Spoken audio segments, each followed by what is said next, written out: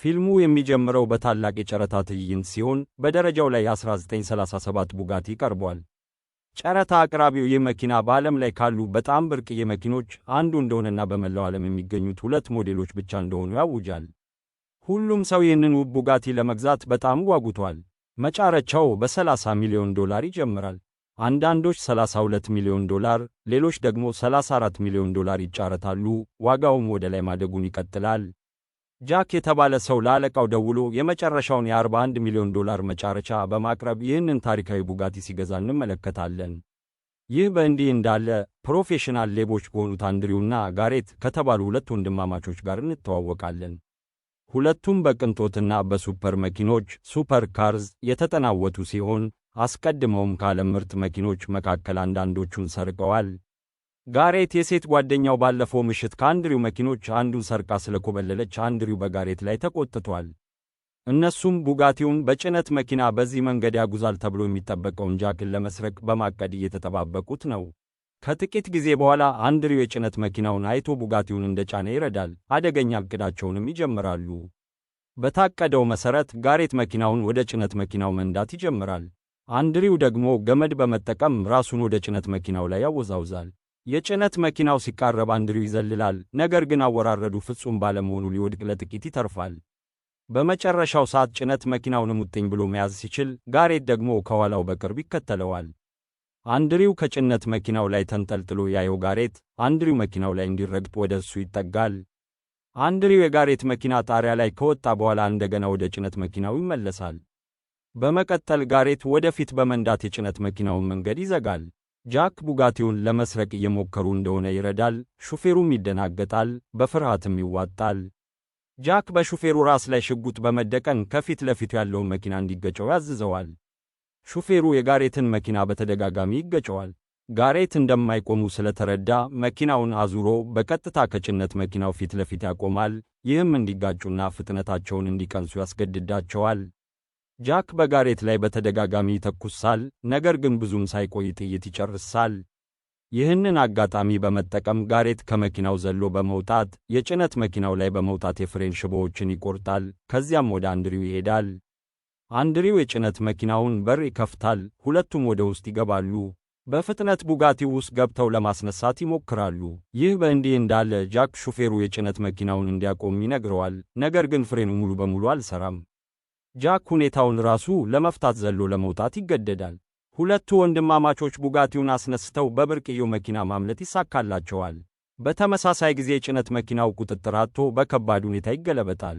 እንዲህ አይነቱን ውድ መኪና በመስረቃቸው በጣም ተደስተው ለማክበር ወደ አንድ መጠጥ ቤት ይሄዳሉ። የአንድሪው ጓደኛ ስቴፋኒም እዚያ ነበረች። ስቴፋኒ በጥፊ በጥብጣው ቡጋቲውን ሲሰርቁ ለምን ይዘዋት እንዳልሄዱ በቁጣ ትጠይቀዋለች። አንድሪው በሚቀጥለው ስርቆት ላይ በእርግጠኝነት ይዟት እንደሚሄድ ቃል ይገባላታል። እንደውም ስቴፋኒ የቡድናቸው አባል ነች። እዚህ ላይ አንድሪውና ጋሬት በአባታቸው የሚገናኙ የአባት አንድ ወንድማማቾች መሆናቸውንና ውድ መኪኖችን መስረቅ የሕይወት ዓላማቸው እንደሆነ እንረዳለን። ሆኖም ግን ምን አይነት ችግር እንደሚጠብቃቸው ምንም የሚያውቁት ነገር የለም። በማግስቱ ቡጋቲውን ለመሸጥ ጄሚ ወደ ተባለ ሰው ይሄዳሉ። ጄሚ አብዛኛውን ጊዜ መኪና እንዲሰርቁ ሥራ የሚሰጣቸው ሰው ነው። ነገር ግን በዚህ ጊዜ ጄሚ መኪናው የአንድ ተራ ሰው ሳይሆን በጣም ኃይለኛ ወንጀለኛ መሆኑን ስላወቀ መኪናውን ለመቀበል ፈቃደኛ አይሆንም። ጋሬት መኪናውን በሰዓቱ እንዳስረከቡና ለሥራቸው ክፍያ እንደሚገባቸው ይከራከራል። ጄሚ ለሰዎቹ ምልክት ይሰጣል። እነሱም ሁለቱን ወንድማማቾች ይይዟቸዋል። ብርቱ ውጊያ ይቀሰቅሳል። ሆኖም የጄሚ ሰዎች በቁጥር በጣም ስለሚበልጡ አንድሪውና ጋሬትን በጭካኔ ይደበድቧቸዋል። ጄሚ ከእንደዚህ አይነት አደገኛ ሰው ጋር ችግር መፍጠር ስላልፈለገ መኪናውን ለእውነተኛው ባለቤት ለመመለስ ይወስናል።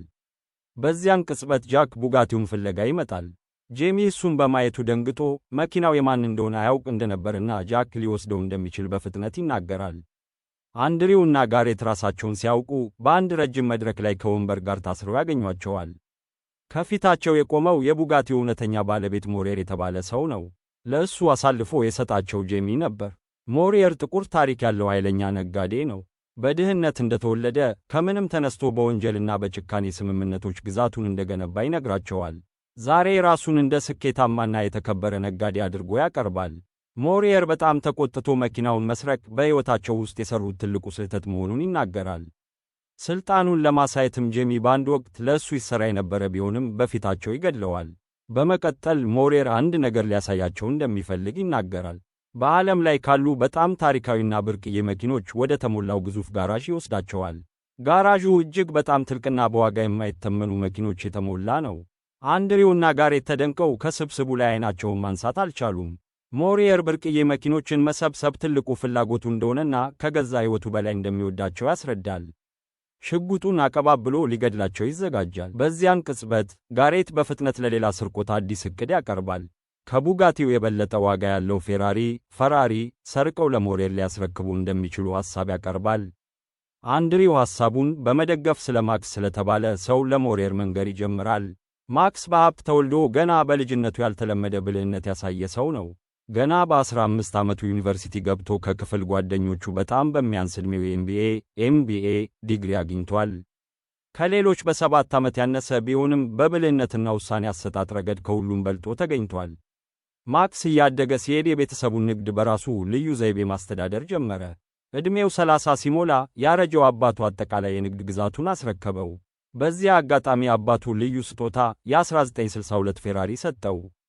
ይህ ፌራሪ በአይነቱ ብቸኛ የሆነ ሞዴል በሕይወት ያለ ብቸኛው መኪና ሲሆን ዛሬ ዋጋው $1 ሚሊዮን በላይ ነው። አንድሪው ዕቅዳቸው ይህንን ፌራሪ ከማክስ መስረቅ እንደሆነ ያስረዳል። ማክስ እና ሞሬር የዕድሜ ልክ ጠላቶች ናቸው። ማክስ በሚሊዮን የሚቆጠር ኪሳራ እንዳደረሰበትና መበቀል እንደሚፈልግ ሞሬር ያምናል። ሆኖም ሞሬር የማክስን መኪና መስረቅ የማይቻል መሆኑን አጥብቆ ይናገራል። ጋሬት ግን አንድ ዕድል ብቻ ስጠን፣ ፌራሪውን እናመጣልሃለን በማለት ያሳምነዋል። ሞሬር ዕቅዳቸውን ወዶ ሥራውን ለመጨረስ የ1 ሳምንት ጊዜ ይሰጣቸዋል። በ7 ቀናት ውስጥ መኪናውን ካላስረከቡ ሁለቱም እንደሚገደሉ ያስጠነቅቃቸዋል። የሞሬር ሰዎች በመቀጠል ውሃ ውስጥ ጥለዋቸው ይሄዳሉ። ጋሬት ተጨንቆ በ7 ቀናት ውስጥ ብቻ እንዴት እንዲህ ያለ ትልቅ ስርቆት ሊፈጽሙ እንደሚችሉ ይጠይቃል። አንድሪው በዚህ ሳምንት ውስጥ መኪናውን በሆነ መንገድ መስረቅ እንዳለባቸው አለበለዚያ ሞሬር እንደሚገድላቸው ይመልሳል። በተጨማሪም ይህ የመጨረሻው ስርቆት እንደሚሆን ለጋሬት ይነግረዋል። ከዚህ ሥራ በኋላ ከስቴፋኒ ጋር ለመጋባትና ሰላማዊ ሕይወት ለመኖር ስላቀደ መስረቅ ለዘላለም ማቆም ይፈልጋል። ጋሬት ግን አጠቃላይ መተዳደሪያቸው መኪና በመስረቅ ላይ የተመሠረተ መሆኑን በማስታወስ ሐሳቡን ለማስቀየር ይሞክራል። ወደ ቤት ሲመለሱ ስቴፋኒ ቀኑን ሙሉ አንድሪውን ስትጠብቅ በመቆየቷ ተበሳጭታለች። ጋሬት በእነሱና በሞሬር መካከል የተከሰተውን ሁሉ ያስረዳታል። ስቴፋኒ 1 ሳምንት ብቻ ስላላቸው ዕቅዱን ለመቀላቀል ትወስናለች። በዚያው ከተማ ስለምትኖር አንዲት ጓደኛዋ ትነግራቸዋለች እና እሷን በቡድኑ ውስጥ ለመጨመር ሐሳብ ታቀርባለች። ጓደኛዋ ውበቷንና ብልህነቷን ተጠቅማ ሳይታወቅባት ከሰዎች የምትሰርቅ የተካነች ኪስ አውላቂ ነች። በክህሎቷ ምክንያት ፖሊሶች እንኳን ሊይዟት ይቸገራሉ። ስቴፋኒ እና ይህች ልጅ ከዚህ ቀደም ብዙ ጊዜ አብረው ሰርተዋል። ስሟ ዴቪን ይባላል። ጋሬት ወዲያውኑ ዴቪንን ይወዳታል። እሷም ቡድኑን ለመቀላቀል ትስማማለች። ዕቅዱ ትልቅና አደገኛ ስለሆነ የፈንጂ ባለሙያም ያስፈልጋቸዋል። በሰከንዶች ውስጥ ሙሉ ቤትን ማፈንዳት የሚችል ያን የተባለ ሰው ያገኛሉ። ያን በሥራው በጣም የተካነ በመሆኑ የቡድኑ አካል ለመሆን ይስማማል። በመቀጠል 4 ፕሮፌሽናል የውድድር መኪና አሽከርካሪዎችን ይቀጥራሉ። ብቃታቸውን ከፈተነ በኋላ አንድሪው በመንዳት ክህሎታቸው ይደነቃል። 4ቱም አሽከርካሪዎች ወደ ቡድኑ ይጨመራሉ።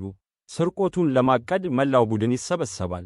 ጋሬት የእያንዳንዱን ሰው ሚና ያብራራል እና እያንዳንዱ ሰው በደብዳቤው ላይ ወሳኝ ሚና እንደሚጫወት ይስማማሉ።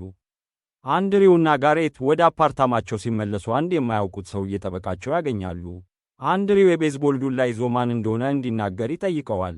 ሰውየው ራሱን ሎረንት በማለት ያስተዋውቃልና የሞሬር ያጎት ልጅ መሆኑን ይገልጻል።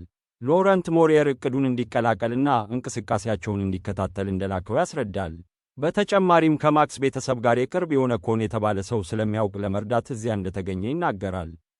እንደ ሎረንት አባባል ኮን ከማክስ ጋር አብሮ የሚሠራና ሕገወጥ ድርጊቶቹን የሚያስተዳድር ሰው ነው። ኮን ወደ ማክስ ቤት እንዲደርሱ ከረዳቸው የምስጢራዊ ጋራዡን መገኛ ማወቅ ይችላሉ። ቡድኑ ኮንን ለመገናኘት ከሎረንት ጋር ይሄዳል። ነገር ግን የሞሬርን ያጎት ልጅ ስላልገመተው ለመተባበር ፈቃደኛ አይሆንም። ስቴፋኒ ጣልቃ በመግባት አንድሪውና ጋሬት በዓለም ላይ ካሉ ምርጥ አሽከርካሪዎች መካከል መሆናቸውንና ማንኛውንም መኪና መስረቅ እንደሚችሉ ታስረዳለች። ኮን በመጨረሻ ይስማማል፣ ነገር ግን በአንድ ቅድመ ሁኔታ ብቻ። በመጀመሪያ የአንድሪውና የጋሬትን የመንዳት ክህሎት መፈተን ይፈልጋል። የጋሬት ፈተና በመሃል ላይ የተቀመጠውን ጠርሙስ ሳይጥል መኪናውን ማዞር ነው። ጋሬት ፈተናውን በስኬት ያልፋል፣ ሁሉም ሰው ይደነቃል። ሆኖም የሚቀጥለው ፈተና የበለጠ አደገኛ ነው። ሊነሳ የተዘጋጀን ተንቀሳቃሽ አውሮፕላን በመኪናቸው በመጠቀም እንዲያስቆሙ ይነገራቸዋል። አንድሪው ሐሳቡን ለማስቀረት ይሞክራል፣ ነገር ግን ኮን አውሮፕላኑን ካላስቆሙ ወደ ማክስ ለመድረስ ማሰብ እንደሌለባቸው በግልጽ ይነግረዋል። አንድሪው ይህንን በራዲዮ ለጋሬት ያሳውቀዋል፣ እናም ጊዜ ሳያባክኑ ወደ አውሮፕላኑ ያመራሉ። ወደ አየር ማረፊያው ሲቃረቡ ያልተፈቀደላቸው መኪኖች ወደ ውስጥ መግባት ስለማይችሉ ፖሊሶች ሊያሳድዷቸው ይጀምራሉ። አንድሪውና ጋሬት ባላቸው ልዩ የመንዳት ክህሎት የሚያሳድዷቸውን የፖሊስ መኪኖች ኪክ እየገባጩ ሙሉ በሙሉ በከፍተኛ ፍጥነት ወደ ማኮብኮቢያው ይሮጣሉ። ጋሬት በቀጥታ ከአውሮፕላኑ ፊት ለፊት በመንዳት የመኪናውን ጣሪያ ይከፍታል። ፓይለቱ ለመነሳት ሲዘጋጅ ጋሬት መኪናውን በአውሮፕላኑ ሞተር ላይ ያጋጨዋል። ግጭቱ ሞተሩን የሚያወድምና አውሮፕላኑ እንዳይነሳ የሚያደርግ ታላቅ ፍንዳታ ያስከትላል። ወንድማማቾቹ ፈተናውን በስኬት ያልፋሉ። ኮን በስራቸው ይደነግጣል፣ እናም መንዳታቸውን ካየ በኋላ እውነተኛ ባለሙያዎች መሆናቸውን ያምናል። በመቀጠል ኮን አውሮፕላኑም ሆነ አየር ማረፊያው የማክስ መሆናቸውን ይገልጻል። ማክስም በግል እንዲያገኙት ይመክራቸዋል፣ አለበለዚያ ማክስ ሰዎቹን ልኮ በኃይል እንደሚያስወግዳቸው ይነግራቸዋል። ይህንን ምክር በመከተል በቀጥታ ወደ ማክስ መኖሪያ ቤት ያመራሉ። ማክስ ሲያያቸው ማን ላይ እንደተገዳደሩና ውድ አውሮፕላኑን እንዴት ሊያወድሙ እንደቻሉ በቁጣ ይጠይቃቸዋል። ጋሬት ማክስ ከእነሱ ጋር አብሮ የሚሠራ ከሆነ ካጣው የበለጠ ሊያገኝ እንደሚችል በእርጋታ ይመልሳል። በዓለም ላይ ያሉ በጣም ብርቅዬና ውድ መኪኖችን ለእሱ መስረቅ እንደሚችሉ ያስረዳል። አንድሪውም በራስ መተማመን በመናገር ማክስ ሊያምናቸው እንደሚችል ለማሳመን ይሞክራል። ማክስ በአንድሪው በራስ መተማመንና ጠባይ ይደነቃል። በአውሮፕላኑ ላይ ጉዳት ቢደርስም ከእነሱ ጋር ለመስራት ይስማማል። በተመሳሳይ ጊዜ ሎረንት የብርቅዬ መኪኖች አድናቂ መሆኑን እንዲሁ በመጥቀስ ማክስ ስብስቡን እንዲያሳያቸው ይጠይቃል። ማክስ ሎረንት ስለ እንደዚህ አይነት ምስጢር በማወቁ ይገረማል። ማክስ ሎረንት የሞሬር ያጎት ልጅ መሆኑን አስቀድሞ ያውቃል። ይህም ጥንቁቅ እንዲሆን ያደርገዋል። ሎረንት ዋሽቶ ሞሬር እንደ አገልጋይ ስለሚያየው እንደሚጠላውና ሞሬር በሕይወት እንዲኖር እንኳን እንደማይፈልግ ይናገራል። ማክስ በመጨረሻ አምኖት ቡድኑን የግል መኪና ስብስቡን ለማሳየት ይወስደዋል። በጋራዡ ውስጥ ሁሉም በማክስ ብርቅዬና ውድ መኪኖች ይገረማሉ። ከእነዚህም መካከል ሞሬር እንዲሰርቁት የሚፈልገው የ1962 ፌራሪ ይገኝበታል። ሆኖም አንድሪው ከመኪኖቹ ይልቅ በማክስ ላይ ትኩረት ያደርጋል። በማክስ ነጸብራቅ በመስተዋት ውስጥ በመመልከት የማክስን የጋራዥ የደህንነት ኮድ በምስጢር ይከታተላል። ከወጡ በኋላ አንድሪው ኮዱን ጽፎ ለስቴፋኒ ይሰጣታል። በኋላ ላይ አንድሪውና ሎረንት ይከራከራሉ፣ ምክንያቱም አንድሪው ስለማያምነውና በነገሩ ውስጥ እንዲገባ ስለማይፈልግ ነው። ሎረንት ስምምነታቸውን ለሞሬር ሊገልጽ ይችላል ብሎ ይፈራል። ወደ አፓርታማቸው ሲመለሱ ሁለት የኢንተርፖል መኮንኖች እየጠበቋቸው ያገኛሉ። መኮንኖቹ በመላው አውሮፓ የሚፈጸሙ የብርቅዬ መኪና ስርቆቶችን እያጠኑ መሆናቸውንና በእያንዳንዱ ጉዳይ ላይ የእነዚህ ሁለት ወንድማማቾች እጅ እንዳለበት ያስረዳሉ። ሲወጡ አንደኛው መኮንን በሚቀጥለው ጊዜ በእነሱ ላይ ጠንካራ ማስረጃ ይዞ እንደሚመለስ ያስጠነቅቃቸዋል። ቀደም ሲል ማክስና ሞሬር ብቻ ያሳድዷቸው ነበር፣ አሁን ግን ኢንተርፖል ወንድማማቾቹን እያሳደዳቸው ነው። አንድሪውና ጋሬት ስለ ሁኔታው ይነጋገራሉ። አንድሪው በአሁኑ ጊዜ በእንደዚህ ያለ ትልቅ ቡድን ላይ ጥገኛ መሆን ስላለበት ይጨነቃል። ጋሬት በቡድኑ እንዲተማመን ይመክረዋልናም ይህንን በጋራ እንደሚያልፉት ያረጋግጥለታል። ይህ በእንዲህ እንዳለ ስቴፋኒ በአካባቢው ገበያ ግብይት እያደረገች ነው። በድንገት ጃክ በዝምታ ወደ እሷ ቀርቦ ድምፅ ሳታሰማ አብራው እንድትሄድ በማስጠንቀቅ ሊጠልፋት ይሞክራል። ስቴፋኒ ተረጋግታ ሆን ብላ ፖም ትሰርቃለች። የሱቁ ባለቤት ሊያናግራት ሲመጣ እሷም መደናገጡን ተጠቅማ ትሮጣለች። በግርግሩ ወቅት ሌላ ሰው ይታያል፣ እናም አንድ ላይ ስቴፋኒን ይዟታል። በተመሳሳይ ጊዜ አንድሪውና ጋሬት ወደ ሌላ ቦታ በመጓዝ ላይ ናቸው። የሞሬር ሰዎች በድንገት ተከስተው ተኩስ ይከፍቱባቸዋል። ከአጥቂዎቹ ካመለጡ በኋላ ወደ ቤት ይመለሳሉ። እዚያም ዴቪን ሞሬር ስቴፋኒን እንደጠለፋት ትነግራቸዋለች። ይህንን የሰማው አንድሪው በጣም ይቆጣል። ሳይፈራ ወደ ሞሬር ቤት ይሄዳል። አልፎ ተርፎም ጃክን በጭካኔ ይደበድበዋል። ሞሬር በመቀጠል ሽጉጥ አውጥቶ አንድሪው ስቴፋኒን በሕይወት ማየት ከፈለገ ያለምንም ጥያቄ መተባበር እንዳለበት ያስጠነቅቀዋል። ሞሬር ስቴፋኒ እየሠራ ካለው መኪና ስር ወደ ታሰረችበት ጋራዥ ይወስዳቸዋል። ጎማዎቹ ከጭንቅላቷ በላይ በአደገኛ ሁኔታ ይሽከረከራሉ፣ በማንኛውም ጊዜ ሊወድቁ ይችላሉ። ሞሬር አንድሪው እሷን ማዳን ከፈለገ የማክስን ፌራሪ በተቻለ ፍጥነት ማድረስና አጠቃላይ ዕቅዱን ከቡድኑ ጋር መግለጽ እንዳለበት ይነግረዋል። አንድሪው ተስማምቶ በሚቀጥለው ጠዋት ቡድኑን እንደሚያስተዋውቅና ሁሉንም ነገር እንደሚያብራራ ይናገራል። በመቀጠል ስቴፋኒ ከመኪናው ስር ተነስታ በአንድ ክፍል ውስጥ ትቆለፋለች። በማግስቱ አንድሪው ሞሬርን ከመላው ቡድን ጋር ያስተዋውቃልና እቅዱን ያብራራል። በመጀመሪያ ቡልዶዘር ይሰርቃሉ። ከዚያም የፖሊስ መኪናዎችንና ዩኒፎርሞችን ይሰርቃሉ። ዴቪን ለማክስ ደውላ ፖሊሶች ቤቱን ሊወሩት እንደሆነ ታስጠነቅቀዋለች። ይህም እንዲያመልጥ ያስገድደዋል። ማክስ አንዴ ከወጣ በኋላ ፌራሪውን ይሰርቃሉ። አንድሪው እቅዱን እያብራራ ሳለ በርካታ የማክስ ሰዎች በድንገት ይደርሳሉ። ብዙም ሳይቆይ ማክስ ራሱ በሄሊኮፕተር ያርፋል። ወደ ሞሬር ቀርቦ መኪናውን ለመስረቅ የታቀደውን እቅድ አስቀድሞ እንደሚያውቅና ሁልጊዜም 10 እርምጃ ወደፊት እንደሆነ ይነግረዋል። ይህንን ከተናገረ በኋላ ማክስ ይሄዳል። ሞሬር በጣም ተቆጥቶ አንድሪው በሚቀጥለው ቀን ስርቆቱን እንዲፈጽም ያዝዘዋል። ፌራሪው አንዴ ከተሰረቀ በኋላ ለመቀበል ራሱ በግል እንደሚመጣ ይናገራል። ሞሬር ሎረንት ቡድኑን በቅርብ እንዲከታተል መመሪያ ይሰጣል። በዚያ ምሽት አንድሪው፣ ጋሬትና ሎረንት አብረው ተቀምጠው ሳለ ሁለት የኢንተርፖል መኮንኖች በድንገት ይደርሳሉ። መኮንኖቹ ከባድ ነገር እያቀዱ እንደሆነ ይጠረጥራሉናም ሁልጊዜም ክትትል እየተደረገባቸው እንደሆነ ያስጠነቅቋቸዋል። መኮንኖቹን ለማስቀየስ አንድሪው እርስ በርሳቸው እንደማይተማመኑ ለማስመሰል ከሎረንት ጋር የውሸት ክርክር ይጀምራል። አንድሪው ውጊያው እውነተኛ እንዲመስል ሎረንትን በቦክስ ይመታዋል። መኮንኖቹ ጣልቃ በመግባት ይለያያሉ፣ ግጭቱንም ያበቃሉ። በተከሰተው ነገር የተናደደውና የተዋረደው ሎረንት በኋላ ላይ ስቴፋኒን ያጠቃታል። ነገር ግን ስቴፋኒ ብልህነቷን ተጠቅማ የተቆለፈችበትን ክፍል ቁልፍ በስርቆት ትወስዳለች። በማግስቱ ሞሬር የማክስን መኪና ለመስረቅ ከአንድሪው ጋር ለመገናኘት በተቀጣጠሩበት ቦታ ይሄዳል። ሆኖም መኮንኖች በድንገት ደርሰው ሞሬርን መመርመር ይጀምራሉ። ይህ በእንዲህ እንዳለ አንድሪውና መላው ቡድኑ ስርቆቱን ለመፈጸም ይዘጋጃሉ። በዚህ ጊዜ የማክስን መኪና ለመስረቅ ጨርሶ እንዳላቀዱ ይገለጣል። ይልቁንም የሞሬርን ብርቅዬ መኪና ስብስብ ለማጥቃት አቅደዋል። አጠቃላይ እቅዱም በምስጢር ከማክስ ጋር የተቀነባበረ ነው። ቡድኑ አውቶቡስ ተሳፍሮ ወደ ሞሬር መኖሪያ ቤት ያመራል። በተመሳሳይ ጊዜ ስቴፋኒ ከክፍሉ አምልጣ በጸጥታ ወደ ደህንነት ቁጥጥር ቦታ ትደርሳለች። ወደ ሥርዓቱ ውስጥ በመግባት ሃክ በማድረግ ቡድኑ ሊደርስ መሆኑን ስለምታውቅ የአደጋ ጊዜ ማንቂያውን ታነቃቃለች። ጠባቂዎቹ ወራሪ ወደ ቤት እንደገባም ነው በየቦታው መፈለግ ይጀምራሉ። ስቴፋኒ መደናገጡን ተጠቅማ ሳትታወቅ ታመልጣለች። አንድሪውና ቡድኑ ከውጭ ይደርሳሉ። ስቴፋኒም ዋናውን በር ከውስጥ ትከፍታለች። ይህም ሁሉም ሰው ወደ መኖሪያ ቤቱ እንዲገባ ያስችለዋል። ሊዮን ወዲያውኑ በጋራዡ በር ላይ ፈንጂዎችን ይተክላል። በሰከንዶች ውስጥ በከባድ ፍንዳታ በሩ ይበጠሳል። ጠባቂዎቹ ምላሽ ከመስጠታቸው በፊት ቡድኑ በሞሬር መኪኖች መንዳት ይጀምራል። የሞሬር ሰዎች ሊያሳድዷቸው ሲሯሯጡ ሊዮን አስቀድሞ በመኪናዎቻቸው ውስጥ ፈንጂዎችን መትከሉን ይረዳሉ። ሊዮን ማፈንዳጫውን ሲጫን መኪኖቹ ይፈነዳሉ። ቡድኑም በሰላም ያመልጣል። ሞሬር ግልጽ መልስ መስጠት ስላልቻለ መኮንኖቹ ሊያስሩት ይንቀሳቀሳሉ። ሞሬር እነዚህ እውነተኛ የኢንተርፖል መኮንኖች አለመሆናቸውን ይረዳል። ጃክ ተኩስ እንዲከፍት ያዝዛል። አንደኛው መኮንንም ትከሻው ላይ ይመታል።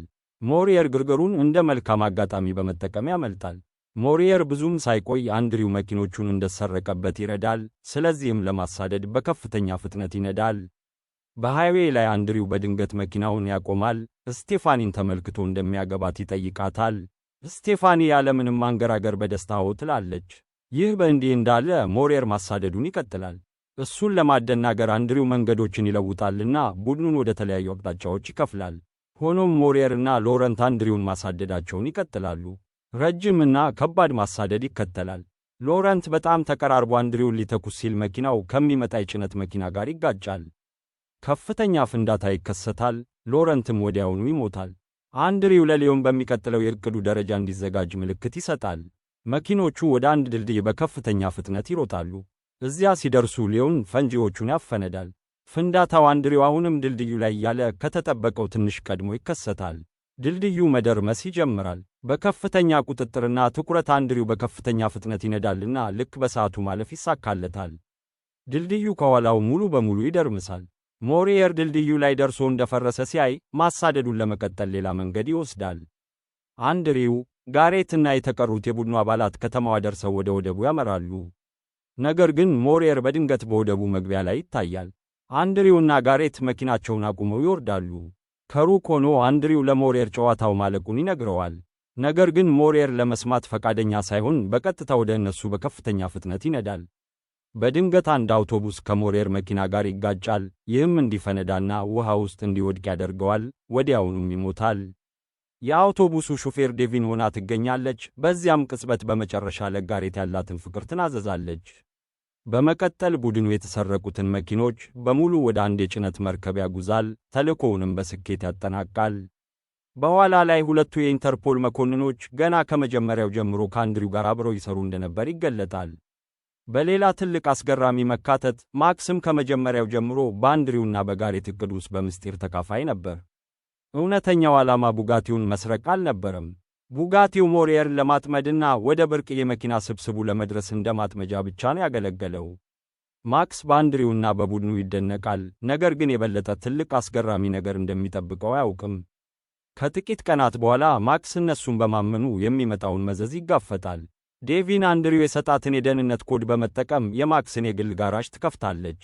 ከሌላ ቡድን እርዳታ ጋር ከሞሪየር ስብስብ የበለጠ ዋጋ ያላቸውን የማክስን በዋጋ የማይተመኑ ፌራሪዎች በሙሉ ትሰርቃለች። በመጨረሻም አንድሪውና ቡድኑ ሞሪየርንና ማክስን እርስ በርሳቸው በመጠቀም የመጨረሻውን ድርብ ስርቆት በመፈጸም ከሁለቱም ይበልጣሉ። ይህ የታሪኩን ፍጻሜ ያመጣል።